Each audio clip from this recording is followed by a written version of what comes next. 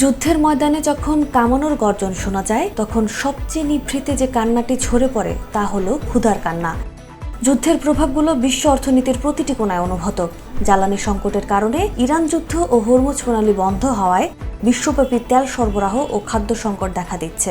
Iran ও ইসরায়েলের চলমান সংঘাতের পূর্ণাঙ্গ যুদ্ধে রূপ নেওয়ায় হরমুজ প্রণালীতে জাহাজ চলাচল বিঘ্নিত হয়, ফলে জ্বালানি তেল ও সারের দাম ব্যাপক হারে বেড়েছে। বিশেষ করে সারের উৎপাদন খরচ বাড়ায় কৃষকেরা উৎপাদন কমাতে বাধ্য হচ্ছে। এতে বিশ্বজুড়ে তীব্র খাদ্য সংকটে থাকা মানুষের সংখ্যা ভয়াবহভাবে বেড়ে যাচ্ছে।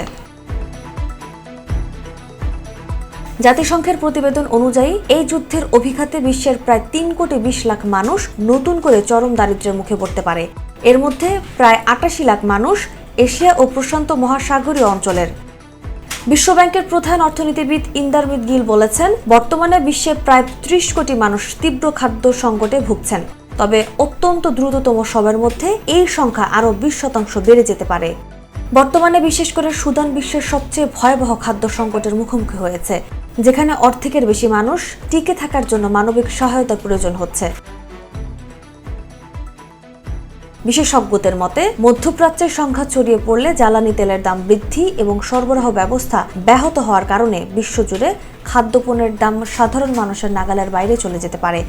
ফলে এই পরিস্থিতি বিশ্বব্যাপী এক অপূরণীয় মানবিক সংকটের জন্ম দেবে।